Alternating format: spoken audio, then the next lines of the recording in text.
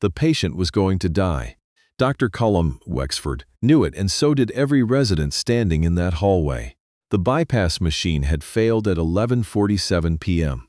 The surgical team had been awake for 19 hours, and the one person in the hospital who had ever successfully repaired a Meridian 7 heart-lung unit by hand was a 26-year-old biomedical technician named Solène Marchand, who was currently being told she was not allowed in the operating suite. "I don't care who she is," Dr. Wexford said, loud enough that 2 nurses flinched. "She doesn't have privileges. She doesn't have credentials in this unit. She is a technician, not a surgeon, and I will not have her touching my patient." "She's not going to touch your patient," said Dr. Renata Ose, the department chief, standing at the door. "She's going to touch the machine. Same result if she breaks it." "The machine is already broken, Callum." Wexford pointed down the hallway. "Get her out." Solène had not moved. She stood with her equipment bag over her shoulder, a roll of diagnostic tools tucked under one arm, and a look on her face that had nothing to do with emotion. It was the look of a woman doing math. She was calculating how long the patient had. She already knew the answer. 11 minutes. 12 if they were lucky. "Dr. Wexford." Her voice was even. "I've repaired this exact model 4 times. The Meridian 7 has a pressure valve assembly that fails at the secondary chamber seal when the ambient room temperature drops 68 degrees. Your ore is 64 degrees. That's why it failed. I can fix it in under 8 minutes. And you know this how? Because my father wrote the service manual." Wexford laughed, not the laugh of a man who found something funny. The laugh of a man who had decided the universe was testing his patience. "Your father wrote the manual, Dr. Theodore Marchand. He was the lead engineer at Meridian Medical Systems from 1991 to 2007. He designed the 7 series from the ground up." "I've never heard that name." "No," Solène said. "You wouldn't have." She did not say anything else. She had learned, watching her father, that there was a moment in every room when words became counterproductive, when the argument had already been won, and the only thing left was for the other person to accept it. She waited. Wexford looked at the OR door. He looked at the clock above the nursing station. He looked at Dr. Ose, who said nothing, because she had already said everything she intended to say. 8 minutes, he said. 7 now, Solène said. "Can I go in?" He stepped aside. He did not do it gracefully. 3 days earlier, Solène had been in the basement of Mercy General in Houston, recalibrating an infusion pump that nobody had touched in 4 years, when her supervisor knocked on the open door. "Got a call from St. Augustine's up in Galveston," he said. "They're bringing in new Meridian units. Asked if we could send someone to do the installation walkthroughs." "When?" "Week out." She had said yes without thinking about it. Galveston was 2 hours from Houston. She had driven that highway with her father 100 times when she was small. He used to quiz her on torque settings during long stretches of empty road, and she used to answer correctly, and he used to nod once the way he did when he was proud but didn't want to make a production of it. Theodore Marchand had been gone for 14 months. He had died in April of last year, in the same hospital where she now worked, on a floor she could see from her parking space in the garage. She had not been able to look at that wing directly since the funeral. She drove to Galveston on a Tuesday. She signed in at St. Augustine's receiving desk and was taken to the 3rd-floor cardiac unit, where 3 Meridian 7 units were being uncrated from shipping foam. The receiving room smelled like new plastic and institutional cleaner. A man in a department head's badge stood near the window with his arms crossed. Dr. Callum Wexford was 53 years old. He had been chief of cardiothoracic surgery at St. Augustine's for 11 years. He had a reputation that arrived in a room before he did, and it was the kind of reputation that had been burnished so long it no longer needed to be defended. He had trained at Johns Hopkins. He had published 41 peer-reviewed papers. He had testified before a Senate subcommittee on cardiac device regulation. His photograph hung in the hospital's donor gallery with a plaque that described him as a visionary. He looked at Solène the way men like him always looked at her. "You're the technician?" he said. "Yes, sir. From Mercy General." "That's right. How long have you been doing this?" 4 years. "But I've been working on Meridian units since I was 9. He smiled, the kind of smile that isn't one. "Since you were 9, my father was an engineer at the company. I grew up in his workshop." Charming. He turned back to the window. "I need these units calibrated and certified by Friday. My surgical team trained on the 6 series. I don't want any surprises in theater." "I understand. I'll walk your team through the interface differences and document any calibration adjustments. See that you do. Keep your work contained to the equipment room. My surgical team doesn't need a technician underfoot." He left without asking her name. She stood in the receiving room with the 3 uncrated machines and did not allow herself to think about how her father would have responded to that. She knew exactly how he would have responded. He would have smiled, quiet and steady, and said, "Do the work, Solène. The work speaks for itself when you're not in the room to argue." She had heard him say it so many times it had become reflex put. She picked up her tools and started on the first unit. Theodore Marchand had grown up in Baton Rouge, Louisiana, the son of a watch repairman named Alphonse Marchand, who had learned his trade from a Swiss immigrant in 1952 and passed it down with the same methodical love he applied to everything. Alphonse could hear a misaligned gear in a pocket watch from across a room. He could feel a faulty coil spring through 2 layers of brass casing. He used to say that a good repairman doesn't fix things. He listens to them until they tell him what's wrong. Theodore had inherited every bit of that. He had gone to LSU on a scholarship, then to MIT for graduate work in biomedical engineering, then to Meridian Medical Systems in Houston in 1991, where he spent 16 years designing the mechanical heart-lung systems that kept people alive during open-heart surgery. The Meridian 7 was his masterpiece. He had spent 4 years on its premature management system alone. He had filed 11 patents in connection with it. 9 of those patents were filed under Meridian's corporate name. Theodore's name appeared in the acknowledgement section of a company newsletter from 2003. That was all. In 2007, Theodore was asked to consult on the 8 series prototype.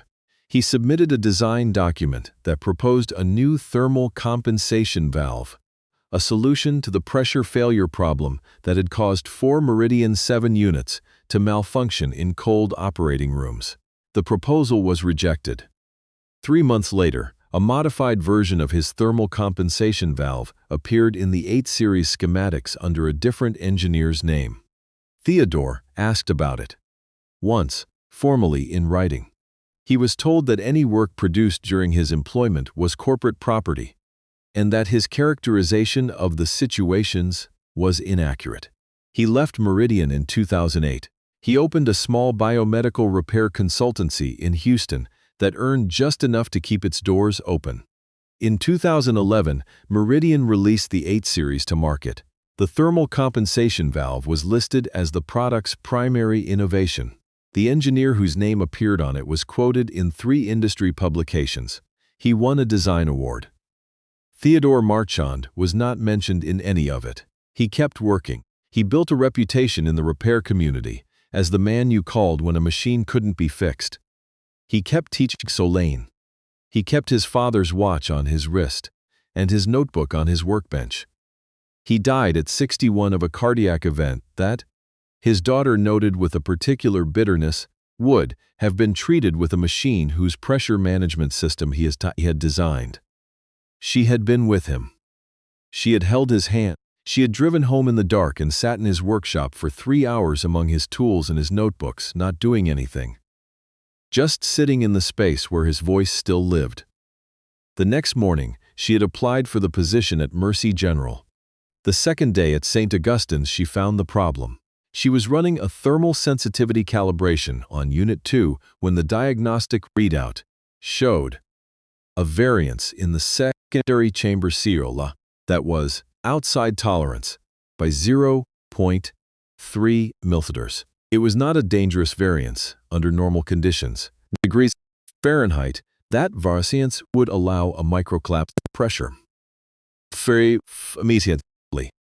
It would fail at the worst possible moment during peak surgical load when the patient was most dependent on it. She documented it. She corrected it on Unit 2 and checked Units 1 and 3. Same variance on all three. Factory calibration, which meant it was a manufacturing issue, not shipping damage. She wrote it up in a formal technical note and brought it to the equipment supervisor, who took it upstairs, Gerald Sutton, who took it upstairs to Dr. Wexford's department. The response came back in an email the following morning. Dr. Wexford has reviewed the technician's note. The units have been certified by Meridian's factory QA process. We will proceed with the original installation timeline. No further adjustments are needed. She read the email twice. She wrote a reply that was 3 pages long, cited 3 incidents of Meridian 7 failure at ambient surgical room temperatures, and attached her calibration data. She sent it to Gerald, who forwarded it upstairs again. No response. She adjusted all 3 units herself, documented the adjustments in the maintenance log, and said nothing more about it. On Thursday evening, she drove back to Houston. She told her mother about it over the phone on the highway. Her mother listened and then said, with the tired patience of a woman who had heard variations of this story for 30 years, "You did what you could do, baby. You documented it. That's what your father would have done." "I know," Solène said, "then let it go." She was almost able to. At 11:31 p.m. on Friday, her phone rang. It was Gerald Sutton. "It's Unit 1, he said. "They've got a patient on the table." The machine went down 11 minutes into the bypass. She was already out of bed. "What's the room temperature?" "I don't know." "Find out. I'm on my way." She drove 90 miles in just over an hour. She did not think about chamber seal and the 0.3 mm chamber variance she had documented 3 days ago. And the email that had never been answered. She was at the equipment room door at 12:42 a.m. when Dr. Osi met her in the hallway and told her what was happening. The patient was a 57-year-old man named Oscar Beaumont, who had come in that afternoon for what was supposed to be a routine aortic valve repair. He had a wife and 2 adult children in the waiting room downstairs. The machine had failed at 11:47. They had 11 minutes of margin left in the manual bypass protocol. Solène did the math in her head and stopped doing it. "I need to go in," she said. And that was when Dr. Callum Wexford came down the hallway and told her she was not allowed. She went in. The operating room was 63 degrees, colder than she had expected. The lighting was surgical white. There were 4 people around the table, and none of them looked up when she entered because they were all focused on the man between, whose chest was open. A perfusionist named Dale. She caught his name from the badge, was manually managing the blood return with an expression Solène recognized as the face of a professional running out of options. She did not look at the patient. Her father had taught her that. When you're working on the machine, you look at the machine. The patient is the surgeon's job. The machine is yours. Don't let the weight of the room come into your hands. She went to Unit 1. The diagnostic panel showed exactly what she had expected. Pressure collapse at the secondary return chamber, triggered by thermal contraction of the seal at ambient room temperature. She opened her equipment bag. She pulled out the thermal gasket kit she had packed before she left Houston. Packed it. She realized now, without consciously deciding to, the way you pack an umbrella when the morning feels wrong. Dr. Wexford had followed her in. He stood 3 feet behind her. "Talk me through what you're doing," he said. His voice was different in here. Flatter, drained of performance. "Secondary chamber seal has collapsed due to cold ambient temperature. I'm replacing it with a thermal-rated gasket and resetting the pressure calibration." "That's what you documented on Tuesday." "Yes." A pause. "I didn't read it, I know." She worked. Stethoscope to the casing first, listening for the residual pressure signature the way her father had taught her, the way his father had listened to watches. The machine had a particular sound when the secondary path was clear, a low consistent hum, just below the register of conversation. She waited for it and did not hear it. She made the first adjustment, reseated the gasket, applied the thermal compound her father had developed for exactly this scenario, a mixture he had written up in a notebook in 2006 and shown to exactly 2 people before he died. One of them was her. 7 minutes in, she heard the hum begin. "Pressure is returning," Dale said from across the room, eyes on his own monitor. She did not respond. She made the calibration adjustment, ran the 2-step reset sequence, checked the output reading. 7 minutes and 40 seconds. She stepped back. "It's up," she said. "Full pressure. The seal should hold for the rest of the procedure, but someone needs to monitor the temperature in here. If it drops another degree, you'll get variance again." Dale exhaled. The sound of a man who had been holding something very heavy and had just been allowed to set it down. Dr. Wexford stood without moving for a moment. Then he said, to no one in particular, "Get facilities on the temperature." He looked at Solène. She was packing her tools back into her bag with the same methodical order she always used. Stethoscope first, diagnostic meter in its sleeve, thermal kit rolled and clipped.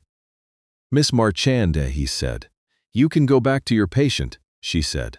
"That's the important part." He went back to the table.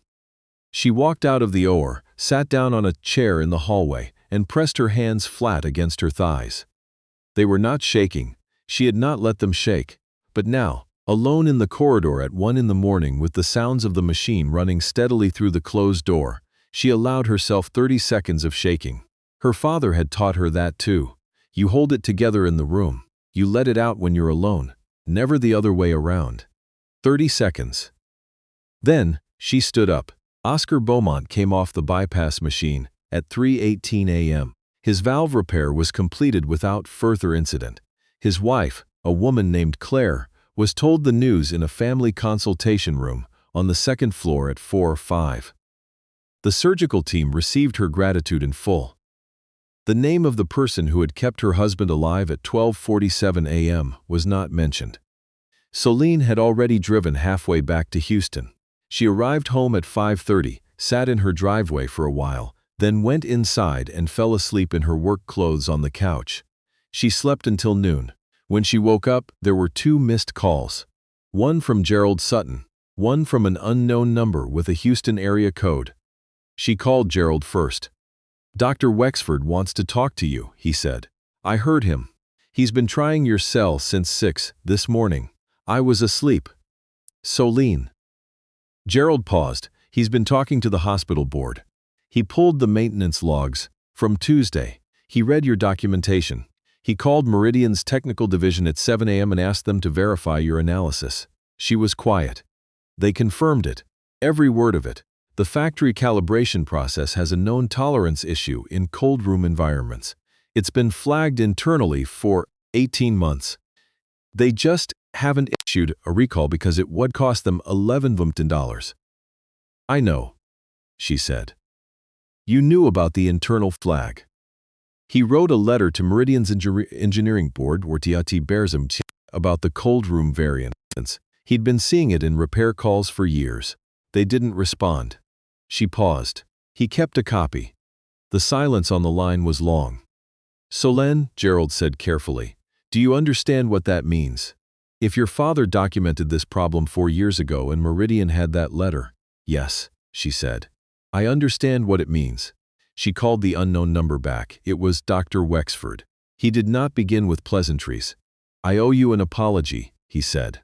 The words came out with the particular stiffness of a man who had spoken them so rarely that the muscles required were undertrained. "You owe Oscar Beaumont a healthy recovery," she said. "That's the important part. Miss Marchand, I read your documentation, all of it. I also read your father's repair logs that Gerald forwarded. I spoke to 2 of his former colleagues at Meridian this morning. A man named Robert Fenwick told me..." Wexford stopped. "Fenwick told me your father identified the cold room pressure failure in 2005, 2 years before the 7 series went to market. He proposed the thermal compensation solution." Meridian dismissed it. They released the machine anyway. And when the failures started happening, they adapted his solution and filed it under a different engineer's name. Yes, I want you to come back to St. Augustine's, Wexford said. I want you to address my full surgical team on the Meridian units. I want your name on a formal consultation contract with this hospital. And I want to know who I need to call at Meridian to make sure your father gets credited for what he built. Solène was sitting in her father's workshop. She had gone in there after hanging up with Gerald, the way she sometimes did when she needed to think clearly. The tools were still arranged on the pegboard above the workbench, exactly as he had left them. She had not moved anything. His name is Theodore Marchand, she said. He filed a patent disclosure in 2004. Meridian's legal department blocked it. I have the correspondence. Send it to me. She sent it that afternoon.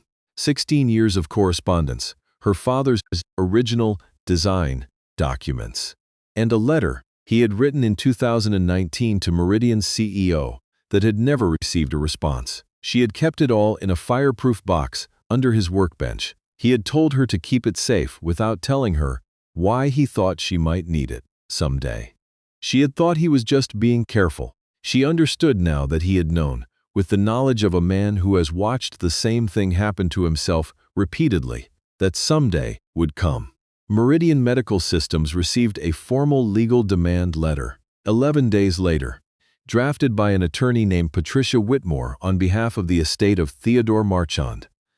Citing the 2004 patent disclosure, the 2019 warning letter, and 3 peer-reviewed incident reports, linking Meridian's 7 failures to the cold room variants her father had documented first.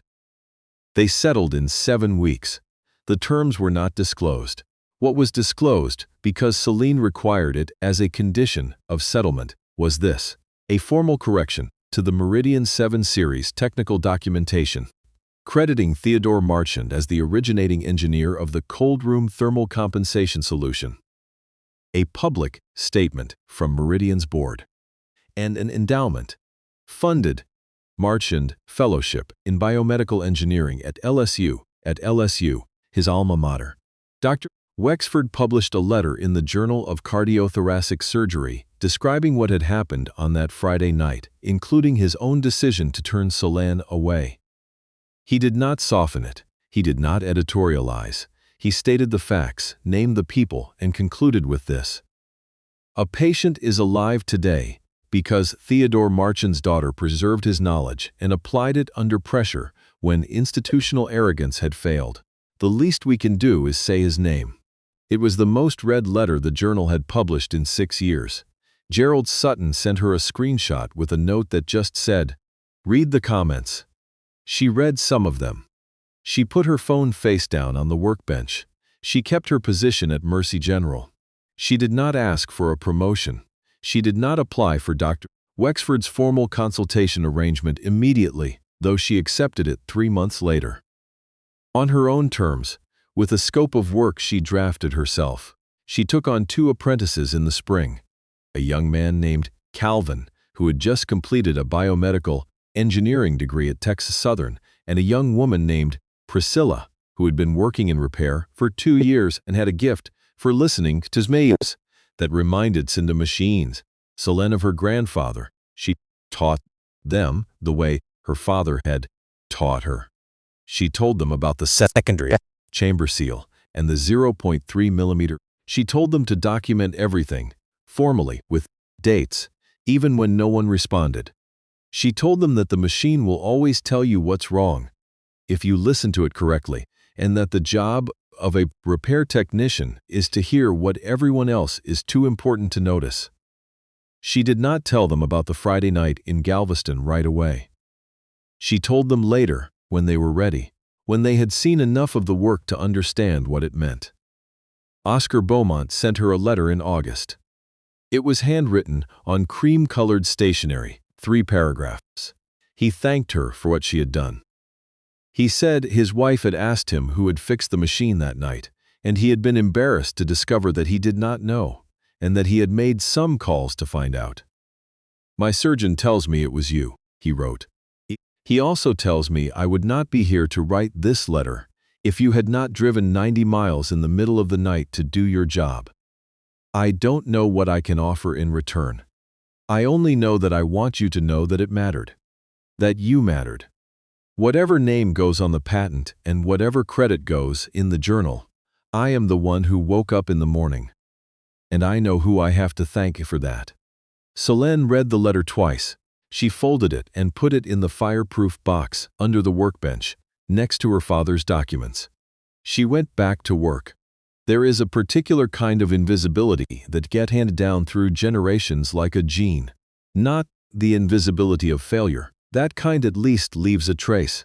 Something that can be pointed at, argued about, corrected. The invisibility of excellence. Of the engineer whose name doesn't make the patent. Of the repairman who fixes what the factory got wrong and goes home before anyone can ask his name. Theodore Marchand was invisible for 30 years. His father Alphonse was invisible in Baton Rouge for 40. The Swiss immigrant who taught Alphonse his trade called him the best apprentice he had ever trained, and that sentence said, "Once in a small shop in 1952 was the only public acknowledgement either man received for decades. What they passed down was not bitterness. Bitterness is a closed system.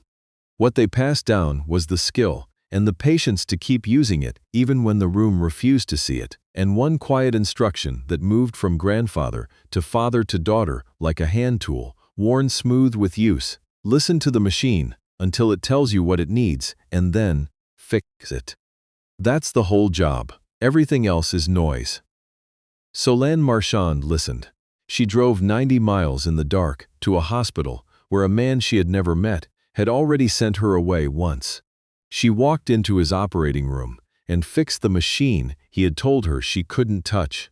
She did it in 7 minutes and 40 seconds, and she did not raise her voice, and she did not ask for anything she hadn't already earned. Her father's name is on the documentation now. It was always on the machine. The world just needed someone to tell it where to look. If you know someone whose work has been filed under another name, whose design is running in a product that doesn't carry their credit, whose voice was dismissed in a room that needed it, say their name somewhere, put it in the comments. The record is a living thing. It is never too late to correct it.